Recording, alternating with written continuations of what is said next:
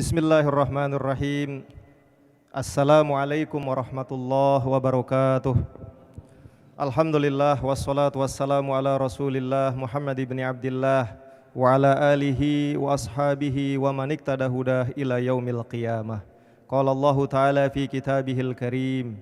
A'udzu billahi minasyaitonir rajim. Bismillahirrahmanirrahim. Wa ma arsalnaka illa rahmatan lil alamin. Wa ma arsalnaka illa kafatan linnasi basyira wa nadhira walakin aktsaron nasi la ya'lamun. Wa qala Rasulullah sallallahu alaihi wasallam fi haditsih khairukum man ta'allamal Qur'an wa 'allamah.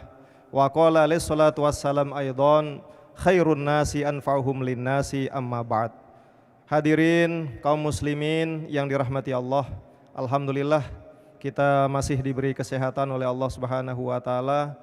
Mudah-mudahan kesehatan yang kita terima pada hari Jumat yang penuh barokah, yang penuh mulia ini, Jumat tanggal 13 Desember 2019 Miladiah yang bertepatan dengan 16 Rabiul Akhir 1441 Hijriah ini akan senantiasa menjadi satu wujud kebaikan, akan senantiasa menjadi bukti bahwa kita semua yang hadir ini berusaha untuk mempergunakan seluruh nikmat, termasuk nikmat sehat, nikmat afiat yang dilandasi iman dan takwa dalam rangka berusaha menjalankan hal-hal yang diridhoi oleh Allah Subhanahu wa taala, termasuk kajian kita pada sore ini atau pada sholat Jumat ini. Selanjutnya salawat dan salam semoga tetap tercurahkan kepada junjungan alam Nabi besar Muhammad sallallahu alaihi wasallam. Allahumma sholli ala Muhammad, Allahumma sholli wa sallim wa barik alaih. Mudah-mudahan semua hari-hari yang kita jalani, yang kita akan lalui selalu bernafaskan, selalu beribrah kepada perilaku dari baginda Rasul Muhammad sallallahu alaihi wasallam, baik dalam bidang tauhid, dalam bidang akidah, dalam bidang keimanan, kepercayaan, termasuk juga dalam bidang ibadah, dalam bidang ritual, dalam perwujudan iman yang kita ikrarkan dengan lisan itu, tetapi kita buktikan selanjutnya dengan beribadah dan dalam berinteraksi, termasuk dalam akhlakul karimah. Hadirin kaum muslimin yang dirahmati Allah, pada kajian Jumat ini izinkan kami menyampaikan materi yang berkaitan dengan universalitas dan keistimewaan dari ajaran Islam. Para jamaah rahimakumullah, mengapa hal ini kami anggap penting? Karena pertama dari segi waktu.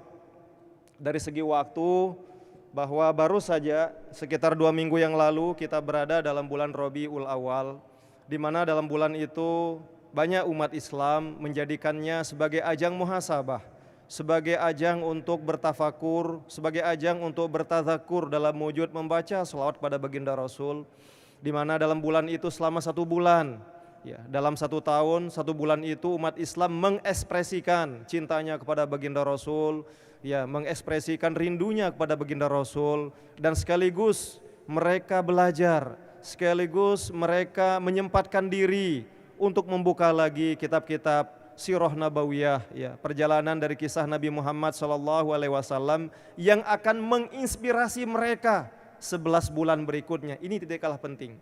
Jadi orang memperingati Maulid dan sejenisnya, sesungguhnya ruhnya tidak hanya terbatas pada simbol.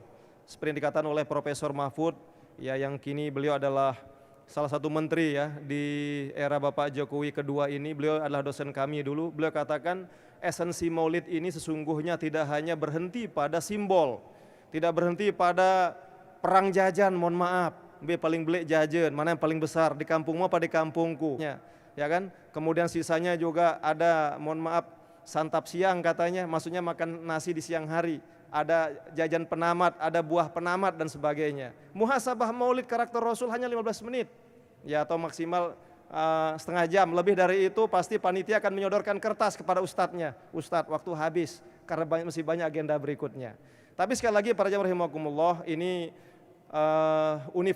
universalitas atau keumuman dari ajaran Islam ini penting kami sampaikan karena dari segi waktu seperti itu. Yang kedua para jamaah rahimakumullah, seiring dengan perjalanan waktu, apalagi khusus yang terjadi di Indonesia belakangan ini, apalagi era sekarang ini disebut sebagai era digital, era bahkan milenial. di mana generasi yang lahir tahun 90 sampai saat ini termasuk generasi milenial. Ini yang hadir ini lebih banyak generasi milenial apa sebaliknya ini? Kalau tiang ini tidak termasuk milenial, lahiran 78 tiang, 1 tahun setengah yang lalu. Jadi enggak termasuk era milenial. Tapi kenapa ini penting juga? Karena memang era milenial ini memiliki ciri di mana segala-galanya maunya instan. Orang ceramah enggak boleh panjang, 5 menit. Sisanya apa? Buat statusnya, komentari status penceramahnya, atau membuat status tentang beliau. Inilah era-era seperti ini. Nah, yang terjadi adalah adanya kedangkalan kajian. Sehingga akhirnya mohon maaf ya di Indonesia ini yang kita khawatir adalah generasi muda kemudian berguru kepada HP, berguru kepada YouTube, kemudian apa yang disaksikan, yang disimak, yang didengar itu dianggap itulah yang terbaik, yang terbenar. Sehingga ketika ada yang lain mereka tidak berani memberikan pandangan-pandangan itu. Nah, para jamaah rahimakumullah, termasuk baru-baru ini kaitannya ini juga, ada juga salah satu warga, lagi-lagi mohon maaf, ini karena masih hangat juga isunya. Ada warga negara Indonesia yang mengatakan bahwa salah satu mantan presiden RI ini ya itu boleh jadi lebih baik dari Rasulullah Muhammad SAW karena beliau ini membawa perubahan di Indonesia menjelang abad 20 ini. Nah, ini kenapa terjadi? Boleh jadi karena kurangnya wawasan yang bersangkutan. Ya. Jadi harus kita pahami bahwa yang bersangkutan ini belum baca banyak buku. Boleh jadi dia ke luar negeri, tapi boleh jadi mungkin ke luar negerinya tidak ke lembaga-lembaga kajian, ke perpustakaan yang banyak di sana. Ya, sehingga yang disaksikan walaupun ke luar negeri sering misalnya, maka wawasannya masih picik, masih narrow-minded istilahnya, ya masih sangat dangkal. Jadi pada kesempatan ini maka perlu kami sampaikan tentang universalitas ajaran Islam. Para jamaah rahimakumullah, di dalam mukadimah kami sampaikan bahwa di dalam surah Al-Anbiya 107 Allah dengan tegas mengatakan Bismillahirrahmanirrahim wa ma arsalnaka illa rahmatan lil alamin, dan tidaklah kami mengutusmu wahai Muhammad melainkan engkau membawa atau menebarkan rahmat kepada seluruh alam yang ada di bumi ini dan di alam semesta ini. Kemudian di ayat yang lain ya, misalnya dalam surah Saba ayat 28 ya tadi kami bacakan wa ma arsalnaka illa kafatan linnasi basyira wa nadhira walakin aktsaron nasi la ya'lamun, dan tidaklah kami mengutusmu wahai Muhammad melainkan engkau diutus untuk seluruh manusia. Ini kata kunci, seluruh manusia. Basyira wa nadhira, yang memberikan kabar gembira kepada mereka sekaligus memberikan peringatan kepada mereka terhadap perbuatan-perbuatan yang tidak benar. Walakin aktsaron nasi la ya'lamun, akan tetapi banyak manusia yang tidak mengerti tujuan engkau diutus.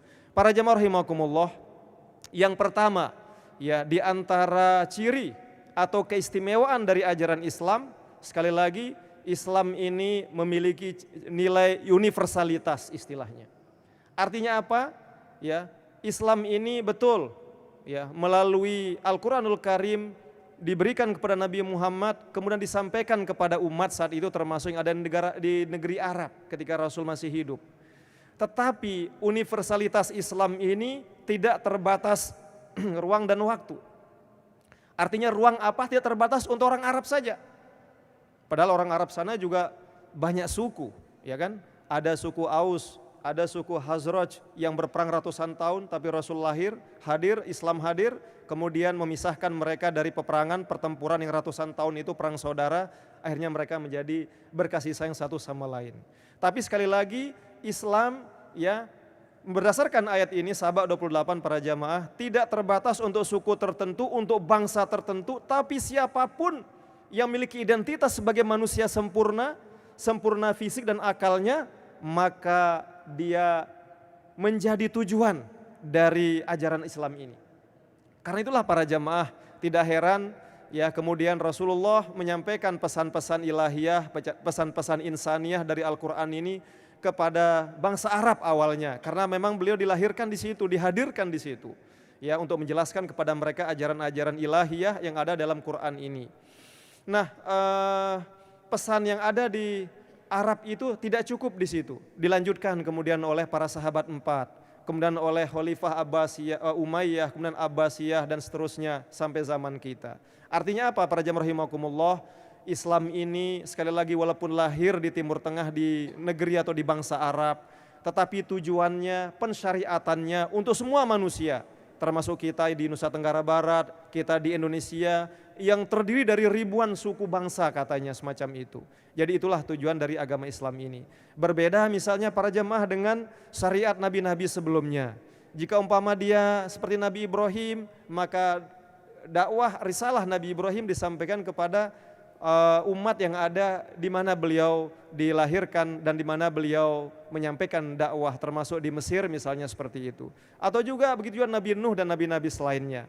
Tetapi risalah Islam ini sekali lagi para jamaah adalah bersifat universal. Karena itulah, mohon maaf, kaitannya dengan universitas Islam ini, kewajiban umat Islam adalah menyampaikan dakwah, menyampaikan ajaran Islam. Persoalannya adalah tata caranya yang sering menjadi persoalan. Tetapi dakwah umat Islam ini tidak terbatas di tempatnya, tidak terbatas di kampungnya, di negaranya. Didakwahkan kemana saja. Selama itu bahwa dia adalah manusia, ya sebagai objek dakwah kita, maka kita sampaikan dakwah Universitas Islam ini. Tetapi yang menjadi persoalan adalah tata cara teknis berdakwahnya bagaimana. Ada yang mohon maaf umat Islam dengan menggunakan kekerasan. Ya sampai-sampai mohon maaf dicap sebagai dalam terminologi modern kelompok ekstremis, ya kelompok fundamentalis. Karena menurut mereka kalau tidak bisa kita dakwahi dengan baik, maka ya bisa juga saling tukar nyawa taruhannya. Yakni dengan bom bunuh diri, kemudian dan dengan pedang membunuh yang lain dan sebagainya. Inilah yang harus diluruskan.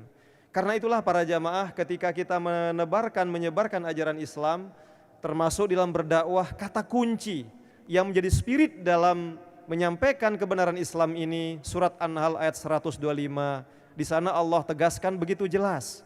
Bismillahirrahmanirrahim.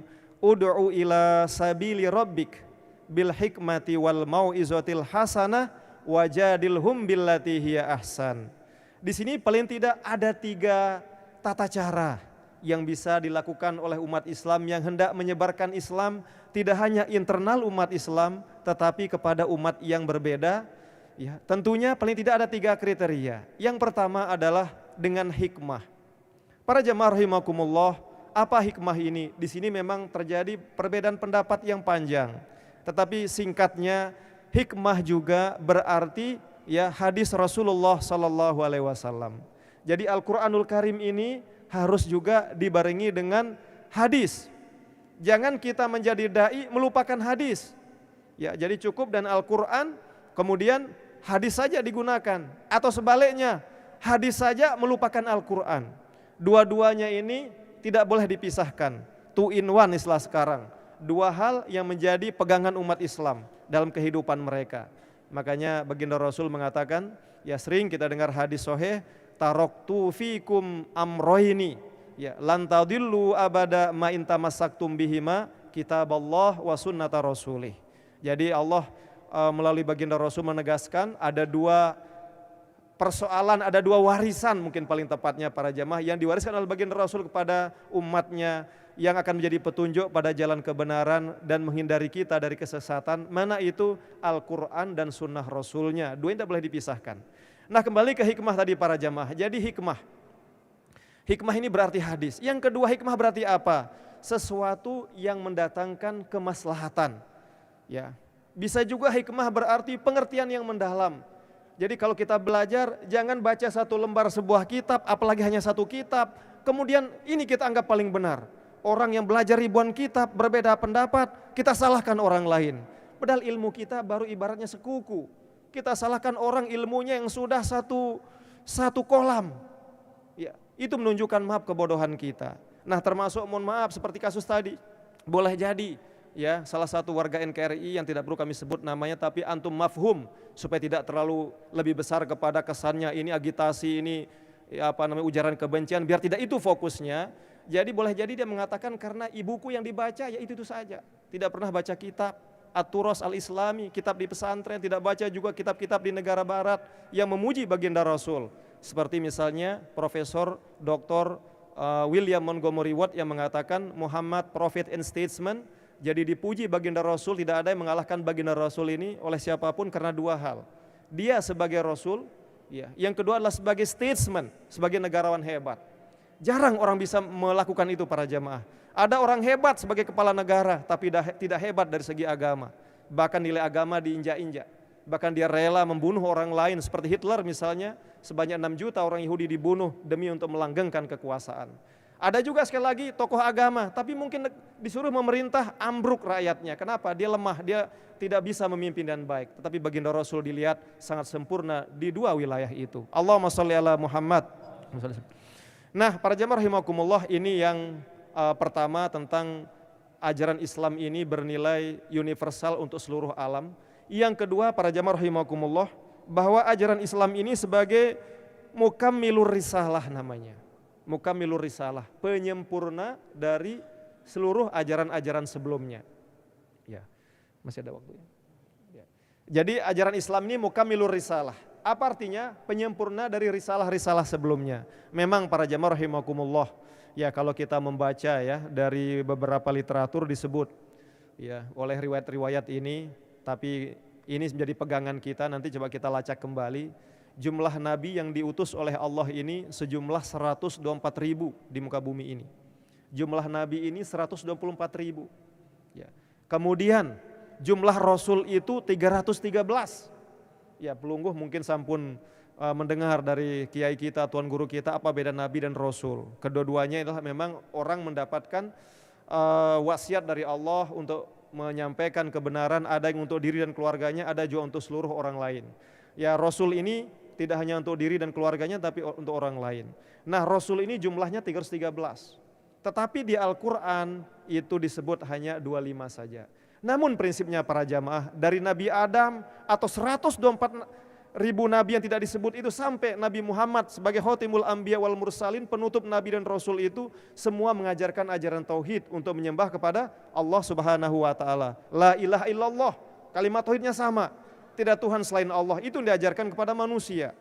Namun seiring perjalanan waktu, seiring dengan kekuasaan yang terjadi setelah para nabi rasul ini wafat para jamaah, banyak orang-orang termasuk penguasa yang mengambil kesempatan di balik wafatnya para nabi dan rasul itu, sehingga mereka rubah ajaran-ajaran itu.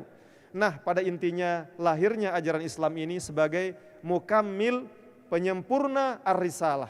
Jadi penyempurna risalah ilahiyah sebelumnya itu. Para jamaah rahimakumullah, satu contoh. Ini pernah kami mendengar langsung pengajian oleh salah satu kiai yang masih hidup ini di Jawa. Pelungguh mungkin sampun kenal, namanya Ehma Enun Najib, yang dikenal sebagai Kiai Embeling, sekali lagi mohon maaf, di Jawa. Dan beliau termasuk budayawan atau kiai ulama yang juga paham ilmu-ilmu syair, banyak karyanya produktif dan sangat tegas, dan pemerintah sejak zaman Orde Baru yang tahu, beliau tegas sekali. Beliau pernah menyampaikan dalam sebuah majelis dan yang hadir di sana. Beliau sebut apa? Ini untuk menguatkan mukamil ar-risalah. Jadi Islam ini benar-benar hebat. Di mana hebatnya dilihat dari 4 kitab ini saja.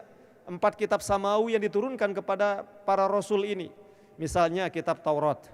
Kitab Taurat kan diturunkan kepada Nabi siapa? Nabi Musa. Ya, kalimullah, Musa kalimullah alaihi salam. Intinya para jamaah, kitab Taurat ini disampaikan oleh Allah kepada Nabi Musa untuk disampaikan ke Bani Israel sebagai umatnya saat itu. Tetapi karakter dasar dari Taurat ini bersifat kaku dan keras. Sampai-sampai sederhana, kalau pelungguh ingat dalam kisah Maulid, mohon maaf, kisah Isra Mi'raj juga. Ketika Nabi Muhammad diperintah Isra Mi'raj, kemudian bertemu dengan Nabi Musa, ya, di sana ketahuan Bani Israel ini sholatnya 50 kali dalam sehari semalam. Sedangkan kita hanya 5 kali. Tetapi yang 5 kali ini menasih yang 50 kali. Menghapus, menyempurnakan yang 50 kali. Pahalanya 5 kali ini sama dengan 50 kali sebelumnya itu. Ini satu contoh dalam beribadah. Yang kedua para jamaah, kalau pelungguh yang namanya manusia kan, al-insan mahalul khoto' wan nisyan. Manusia ini ya tempat yang salah dan lupa. Suatu saat kita salah dengan tuan guru kita. Suatu saat kita suzon sama tuan guru kita. Suatu saat kita salah dan presiden kita, dengan gubernur kita, bupati, hatta Pak RT kita. Kita salah, kita berdosa. Maka Islam berikan solusi. Bagaimana untuk menghapus salah itu? Tentu taubatan nasuha. Anda taubat nasuha. Mana dia bentuknya? Dia adalah menyesali. Ya, menyesali untuk tidak menyesali perbuatan yang dilakukan dulu. Itu pertama poinnya. Bahkan ada mengatakan menyesal ini dengan menangis. Tentu menangis yang sebenarnya, jangan nangis buaya kata orang kan begitu. Ya, ini menyesali. Kedua, ya bahwa dia menyesali dan menangis. Kemudian yang berikutnya dia berjanji untuk tidak mengulangi kembali kesalahan itu dan memperbaikinya dengan hal yang baik. Ya, makanya beberapa ayat Al-Qur'an dan hadis menjelaskan kan, wa'at bisayyatal hasanata tamhuha. Perbuatan baik itu segera tutup dengan perbuatan yang buruk. Contoh sederhana, pelungguh misalnya keluar dari masjid, ya jadi perbuatan yang buruk ditutup dengan perbuatan baik, mohon maaf. Jadi contoh sederhana, kita keluar dari masjid ini tiba-tiba pungut uang di Jalan Udayana 10.000. Ya karena lapar, ini hujan, kita dehidrasi, wah ada orang jual es cendol di sebelah ini kan, lah singgah julmeh kayak pengen nih, kita pinjam uang ini pakai belanja. Tiba-tiba nanti malam pelungguh mencret, baru sadar, ya Allah mungkin dah halal uang tadi. Bagaimana wujudnya ini? Besok kalau ketemu uang lagi walaupun miliar, jangan gunakan seperti itu. Itu wujud tobatnya. Dan yang berikutnya, tutup yang 10.000 ini dengan apa? Infak ke masjid, kasih ke teman yang lain melebihi atau minimal 10.000 tadi. Atau mungkin bisa 100.000, itu wujud tobat kita. Tapi kembali ke Bani Israel, gimana tobatnya? Bahkan kalau kadar kesalahannya besar para jamaah, salah satu bentuk tobatnya Bani Israel dulu itu apa? Saking kerasnya ajaran dalam Taurat ini, bunuh diri sendiri. Harus nyawa taruhannya, siap dibunuh. Ya subhanallah, inilah kita bersyukur dan ajaran Islam ini. Kemudian para jamaah rahimakumullah, ini syariat yang sebelumnya. Kemudian sebaliknya di Nasrani sekarang, dalam ajaran Injil, para ahli agama ya termasuk yang pernah yang pelajari yaitu Profesor Ismail Raji Al-Faruqi namanya. Beliau ini adalah pakar studi keislaman, berasal dari Palestina, tetapi beliau mendapat gelar doktor dan profesor di Amerika. Ya, termasuk di Syracuse University para jamaah. Tetapi beliau pada bulan Ramadan dibunuh oleh orang tidak jelas ya karena tidak senang dengan pemikiran-pemikiran beliau. Beliau mencoba mempelajari Injil, kemudian mempelajari isinya, kesimpulannya apa? Di dalam Injil ini berbeda lagi dengan Taurat tadi. Injil ini poinnya adalah hati yang lapang dengan cinta kasih. Tidak perlu ajaran itu ketat-ketat. Ya, melaksanakan hidup ini mudah, yang penting cinta kasih. Yang penting merasa tebarkan kedamaian, kasih sayang kepada orang. Bahkan tidak boleh dendam. Sampai ada dalam informasi itu, kalau kalian dipukul oleh orang sabar, ditempeleng pipi kiri, bila perlu kasih pipi kanan katanya. Mau nggak kita seperti itu ya? Tapi satu contoh. Nah, Islam mukammil ar-risalah, maka Islam ini kata Ihmainun Najib ini menggabung dari keduanya. Hal yang terlalu berat dalam Islam dihilangkan, pengaruh dari Yahudi tadi. Begitu juga hal yang longgar dari Kristiani diberikan aturan yang jelas. Makanya dalam Islam wajib sholat misalnya 5 kali sehari semalam. Satu sisi lebih ringan dari Yahudi. Tapi satu sisi kita agak berat dalam tanda kutip dari Nasrani. Karena kita tahu kan, coba teman-teman kita yang Nasrani pergi ke gereja dalam sehari berapa kali? Bahkan mungkin seminggu cuma sekali. Ya kan? Itu satu contoh. Makanya ajaran Islam ini mukammil ar-risalah. Kemudian karena waktu para jamaah ada yang penutup, ya Islam ini rahmatal alamin sifatnya. Ya. Dalam hal ini lebih rinci apa arti rahmatal alamin, banyak penafsiran para ulama, banyak pendapat-pendapat, dan kami mengambil salah satu ya dari Imam Asy-Syatibi, pernah membuat sebuah teori disebut dengan maqasid asy-syariah. Ya, jadi artinya begini. Kalau kita melaksanakan sesuatu, kata kuncinya adalah pahami perintah dan larangan Allah itu agar sesuai dengan maqasid asy-syariah, apa tujuan hukumnya. Satu contoh misalnya, kalau pelungguh misalnya percaya dengan maulid, yakin dengan maulid, maka syariat hukumnya apa di situ? Apa ruh maulid ini? Oh, tentang menghayati dan mengamalkan karakter baginda Rasul.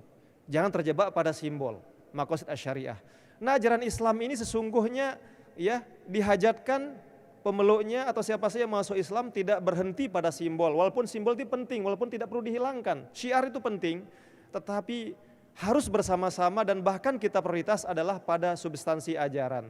Nah, dalam hal ini para jamaah rahimakumullah, kehebatan ajaran Islam ini memperhatikan 5 hal. Ad-daruriyat al-khams namanya di dalam konsepnya Imam Asy-Syatibi ini, di mana ya ajaran-ajaran Islam ini sesungguhnya menghormati, memelihara, melestarikan ya, bahkan mengagungkan 5 hal ini sehingga ia cocok solihun likulli zaman wa makan, sangat cocok untuk semua zaman, waktu, makan dan tempat. Mana yang 5 itu? Ad-daruriyat al-khamas itu, ya. Yang pertama adalah hibzuddin. Ya, jadi ketika kita sholat para jamaah, ya, jadi harus ada dalam keyakinan kita ketika kita sholat, melaksanakan puasa, membayar zakat, berangkat ke tanah suci untuk haji, umroh misalnya, itu dalam rangka hibzuddin, memelihara agama ini. Karena itu termasuk, mohon maaf, yang kami khutbahkan tadi, wa tawassaw bil haqqi wa tawassaw bis sabr, itu juga dalam rangka hibzuddin. Kalau ada orang yang salah, yang melecehkan baginda Rasul, tidak ada yang bersuara misalnya, maka harus kita yakin lambat laun agama ini akan hilang. Karena hibzuddin tidak terjadi, tidak ada orang saling mengingatkan dalam kebenaran, dalam ilmu. Karena itulah harus ada usaha kita, walaupun tidak perlu dengan kekerasan, tidak perlu angkat golok, tidak perlu cari cuman ngomong kita tebas lehernya, tidak perlu begitu. Tetapi harus ada yang bersuara, saling mengingatkan dengan penuh hikmah kebijaksanaan. Ini untuk apa? Hibzuddin, memelihara agama Islam. Kemudian yang kedua, para jamaah rahimakumullah, hibzun nafas. Ajaran Islam ini juga diberikan oleh Allah, disyariatkan dalam rangka memelihara jiwa manusia. Karena itu tentu dalam hal ini jika ada pelungguh mau berdakwah atas dasar pertimbangan katanya menyebarkan Islam, tetapi menghilangkan nyawa orang lain tanpa alasan yang dibenarkan, maka melanggar prinsip hibzun nafas. Pelungguh sampun bersalah. Kenapa? Karena telah menghilangkan nyawa orang lain tanpa alasan yang hak, yang benar. Kecuali yang bersangkutan jelas kesalahannya, kecuali dia dihukum kisos misalnya, maka hibzun nafas di sini juga bermakna melindungi orang yang telah dibunuh oleh orang lain. Kemudian yang ketiga, para jamaah, hibzul akli, memelihara akal. Jadi ingat para jamaah, dalam sebuah hadis disebut, ya, ad-dinu huwal aklu, la dina liman la aklalah. Islam ini juga agama yang rasional satu sisi. Artinya apa? Ajaran tentang keimanan itu sangat masuk akal kalau kita pelajari tidak berdasar nafsu untuk menyerang Islam. Kalau kita buka akal kita begitu luas para jamaah, menyembah Allah ini sangat masuk akal. Percaya kepada Nabi Muhammad, kepada kitab suci yang ada sampai saat kita ini, semua masuk akal. Termasuk adanya hari kiamat, sangat masuk akal. Ya, karena itulah orang kenapa dilarang minum khamar misalnya, untuk melindungi akalnya. Ya, jadi Islam luar biasa. Bagaimana Pak, tidak hanya khamar misalnya, nanti ada benda lain yang buat akal atau pikiran manusia rusak, maka itu dilarang oleh Islam. Kenapa? Dan prinsip hibzul akli ini untuk menyelamatkan akal nurani manusia yang baik, yang jernih, sehingga ajaran agama dipraktikkan secara kontinu dan untuk kemaslahatan manusia. Para jamaah rahimakumullah, kemudian yang keempat adalah hibzun nasli. Hibzun nasl ini artinya memelihara keturunan. Islam ini mendukung semua upaya yang saling menghormati nasab orang. Ya, jadi karena itu baginda Rasul pernah dalam sebuah hadis dan sering kita dengar, ya, tazawwajul walud al wadud fa inni mukatsirum bikumul umam yaumal qiyamah. Ini kalau ada orang-orang nikah kan selalu dibaca dalam khutbah nikah, itu dibaca hadis ini diantaranya. Menikahlah kalian, kata baginda Rasul, karena saya ini sangat bangga di hari kiamat kelak jika umat Islam ini banyak jumlahnya. Artinya apa para jamaah? Kalau ada aktivitas kita yang membuat terhenti reproduksi manusia orang lain tanpa sesuatu yang dibenarkan, ya baik secara akal dan syariat, kita telah bersalah atau berdosa. Sebaliknya kalau kita mendukung, ada saudara kita misalnya, mohon maaf, ingin punya keturunan, terus kita tahu ada satu makanan, ada satu misalnya obat yang bisa mendukung kesuburannya, maka kita mendapatkan ganjaran yang berlipat manakala kita memberikan ilmu itu, pengetahuan itu kepada yang bersangkutan. Dalam rangka apa? Ya, memperbanyak umat Nabi Muhammad SAW dan menghormati nasab manusia. Dan yang terakhir adalah para jamaah rahimakumullah, hibzul mal, memelihara harta benda. Artinya apa? Inilah ajaran Islam ini.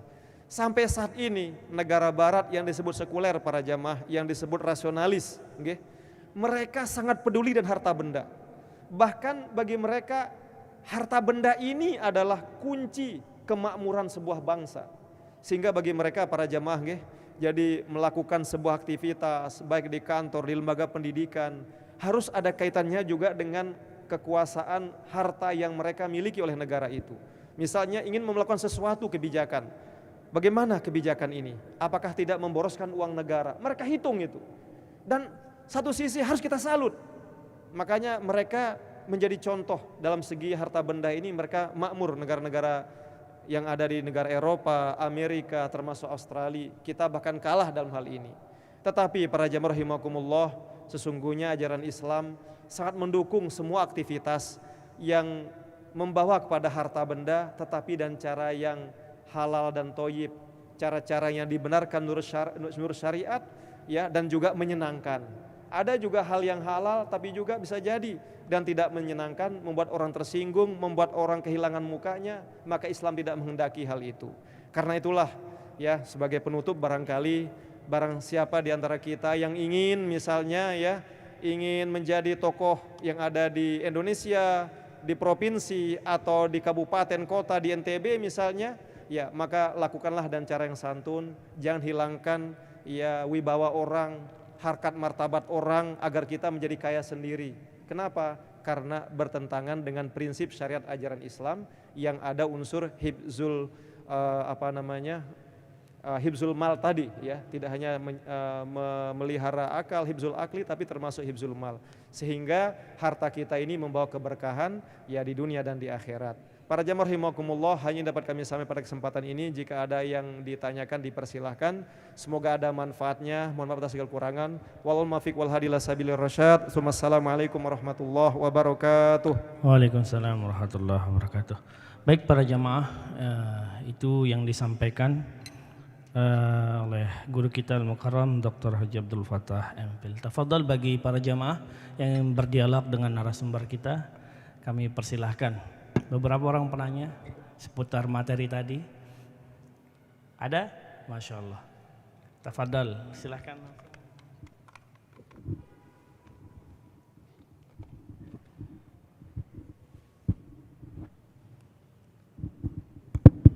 Assalamualaikum warahmatullahi wabarakatuh, Guru.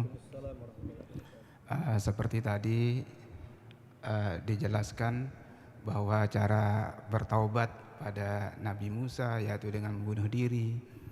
Nah, kalau sekarang kita bertaubat di zaman Rasulullah, di zaman Islam, dengan menyesali dan bertaubat, mungkin bisa dengan sholat dan sebagainya.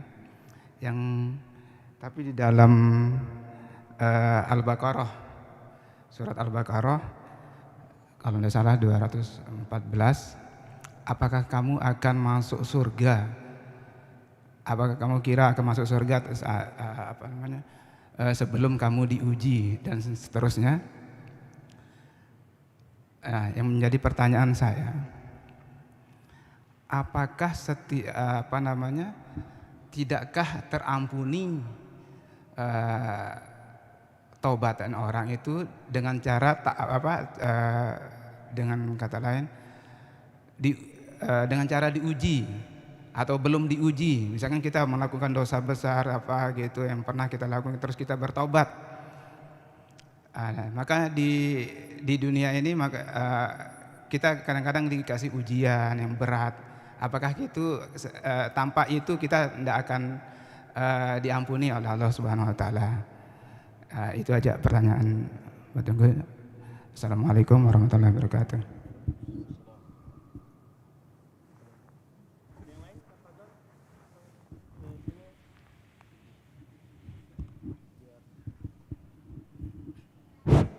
Bismillah, Assalamualaikum warahmatullahi wabarakatuh.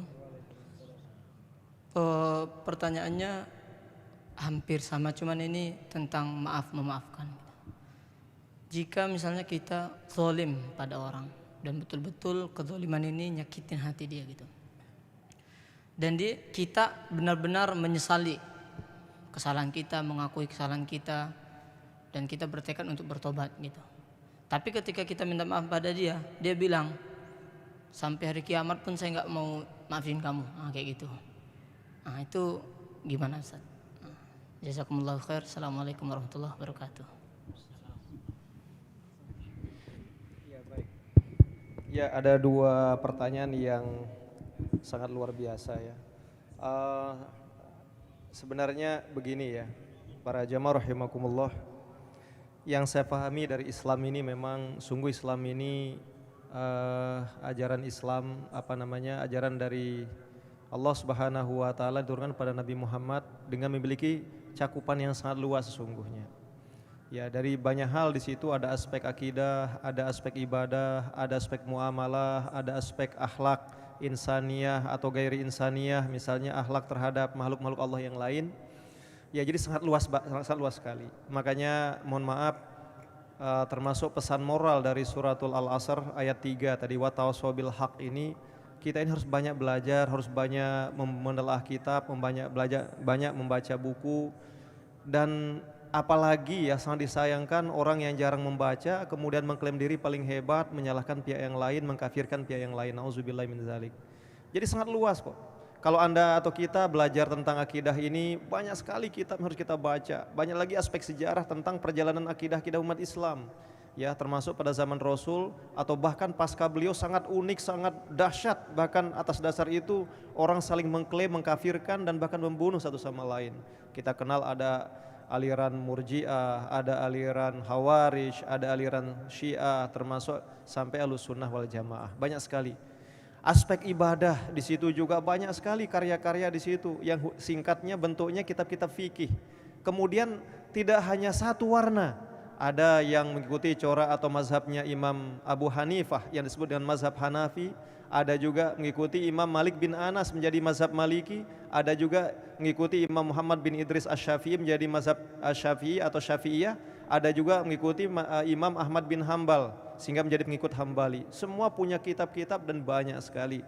Termasuk yang tidak kalah penting adalah peradaban ilmu pengetahuan. Nah, mestinya ini yang harus banyak kita gali supaya kita tidak ketinggalan zaman dibanding dengan umat-umat yang lain yang kini jauh lebih maju dari kita. Ini adalah fakta yang tidak bisa kita pungkiri dan kita tidak boleh bohong tentang hal itu. Kita tertinggal secara ilmu-ilmu duniawi, tapi itu penting untuk martabat Islam ini dan untuk kesejahteraan umat manusia.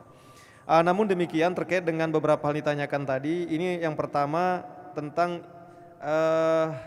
apakah orang yang sudah taubat itu tidak lantas dia masuk surga. Secara umum memang begini para jamaah. Sekali lagi urusan surga dan neraka itu karena rahmat Allah Subhanahu wa taala. Mumpung ini kita bahas tentang Nabi Muhammad dan risalah yang sangat universal yang dibawa oleh beliau.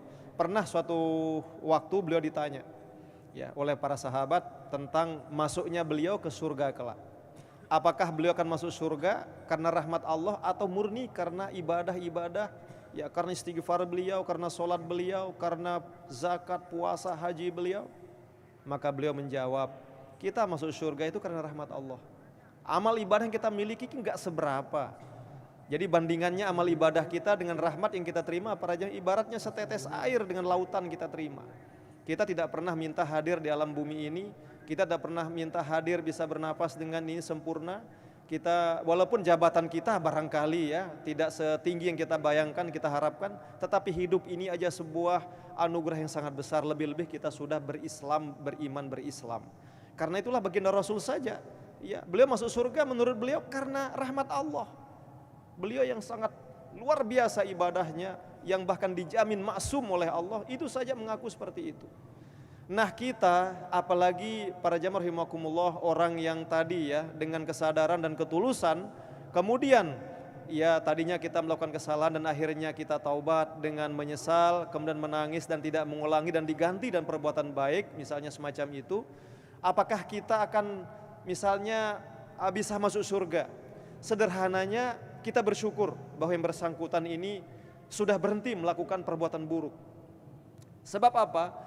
Allah sangat marah, ya. Allah sangat murka kepada hamba jika ia melakukan perbuatan itu dengan dua kondisi. Perbuatan salah pada dua kondisi. Ya. Jadi pertama adalah secara istimror, terus menerus. Dia tidak mau berhenti, keburu nyawa. Ya, apalagi kita tidak tahu kapan kita meninggalkan, misalnya seperti itu. Maka Allah sangat marah dengan umatnya yang tidak segera bertaubat, ya tapi terus ya berleha-leha santai, ya pikir antar kan masih panjang umur, masih 30 tahun nih, masih ada jatah 30 tahun lagi, udah kita maksiat aja hari ini. Secara terus menerus, ini kita waspadai. Allah marah untuk itu. Padahal kita tahu dan punya kesempatan untuk taubat. Yang kedua juga tidak kalah parahnya, Allah murka untuk itu, maksiat, kesalahan dilawan dan terbuka, dipertontonkan ke orang dengan bangga. Satu sisi itu menjadi saksi kita di akhirat kelak.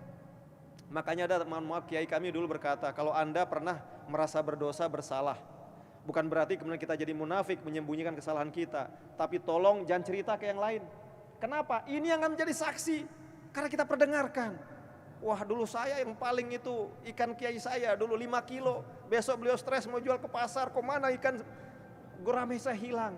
Anda cerita ke teman bangga, ya aku maling no, misal, mohon maaf. Jangan cerita, kata ada tuan guru kami bilang, karena satu sisi masuk akal.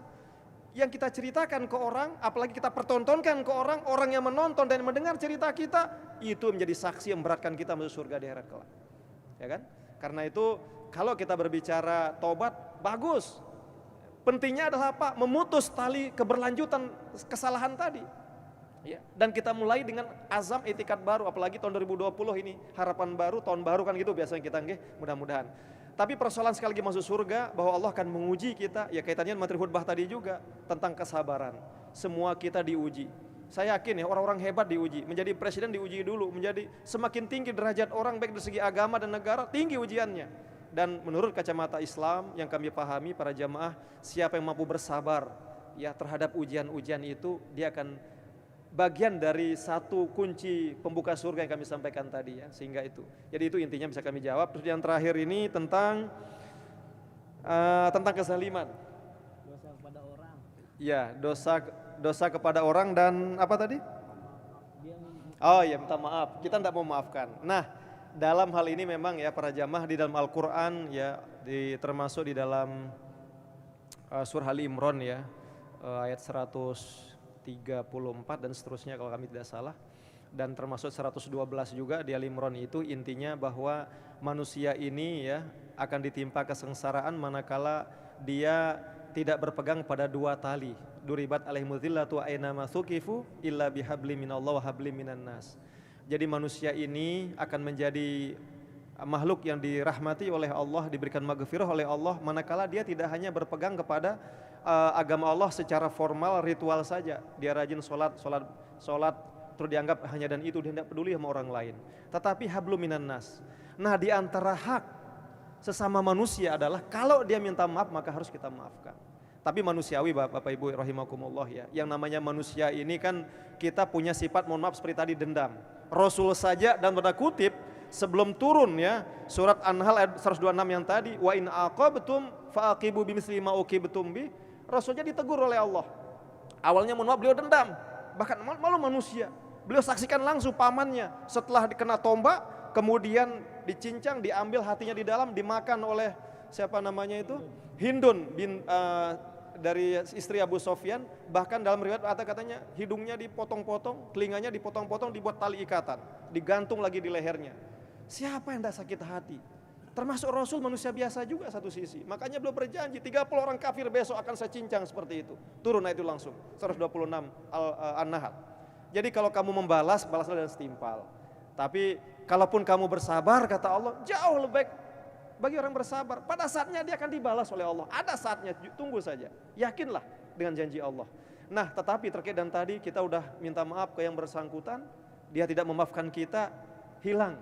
Yang kami tahu, mohon maaf, hilang kewajiban kita. Kita sudah melakukan syarat-syarat manusiawi, Islami menurut ajaran Al-Quran. Kalau kita salah, kita sesali kesalahan kita, berhenti, lanjutkan kesalahan itu. Dan kalau ada hubungannya dengan hak Adam, kita kembalikan atau kita minta maaf. Tapi dia tidak mau maafkan, selesai. Ya, alhamdulillah selesai. Itu urusan dia nanti dengan Yang Maha Kuasa. Itu jawaban yang bisa kami sampaikan. Ya, jadi sekali lagi mudah-mudahan dengan apa yang kami sampaikan para jamaah rahimakumullah, semakin meyakini bahwa Islam ini ajaran yang sangat sempurna. Makanya Allah katakan bahwa waraditu lakumul Islam madina ya. Al-yauma akmaltu lakum dinakum wasmamtu alaikum ni'mati waraditu lakumul Islam madina.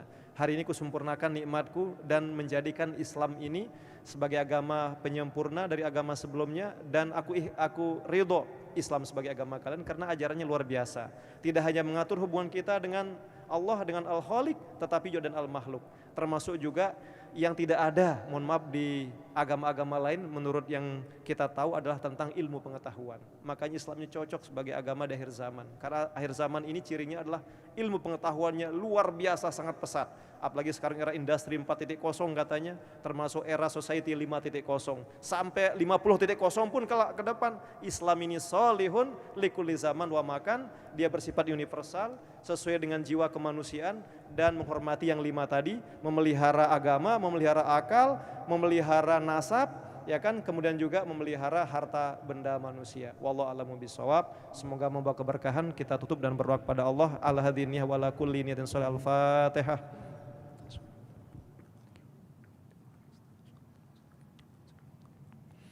Na'udzu billahi minasyaitonir rajim. Bismillahirrahmanirrahim. Alhamdulillahi rabbil alamin. Nahmaduka ya Allah hamdasy syakirin, hamdar radin, hamdal muttaqin, hamdal mustaghfirin bil ashar. Hamda yuwafi ni'amahu wa yukafi'u mazidah. Ya Rabbana lakal hamd kama yanbaghi li jalali wajhikal karim wa li azimi sultanik. Allahumma shalli ala sayyidina Muhammadin fil awwalina wal akhirin wa sallim wa radiyallahu tabaraka wa ta'ala an sadatina ashabi sayyidina Rasulillahi ajma'in. Allahumma syafi'hu fina, Allahumma syafi'hu fina, Allahumma syafi'hu fina. La ilaha illa anta subhanaka inna kunna minaz zalimin. Wala hawla wala quwwata illa billahil aliyyil azim. Allahumma inna nas'aluka ridhaka wal jannah wa na'udzu bika min sakhatika wan nar. Allahumma tawwil a'marana wa sahih ajsadana wa nawwir qulubana wa thabbit imanana wa ahsin a'malana wa wasi' arzaqana wa ilal khairi qarribna wa 'anil syarri ab'idna wa qdi hawaijana fid dini wad dunya wal akhirah innaka ala kulli syai'in qadir. Allahumma inna nas'aluka ilman nafi'a wa amalan sholiha wa rizqan halala wa khairan katsira wa syarran ba'ida bi rahmatika ya arhamar rahimin. Allahumma ja'alna minan najihin al-faizin al-mukhlasin fi jamil ikhtibarid dunya wal ukhrawi madal ayyami bikun fayakun. Allahumma inna na'udzubika min ilmin la yanfa' wa qalbin la yahsha wa du'a'in la yusma wa nafsin la tashba' wa na'udzubika min haula'il arba' birahmatika ya arhamar rahimin. Rabbana atina fid dunya hasanah wa fil akhirati hasanah wa qina adzabannar. Walhamdulillahi rabbil alamin. Bi barakati suratil Fatihah.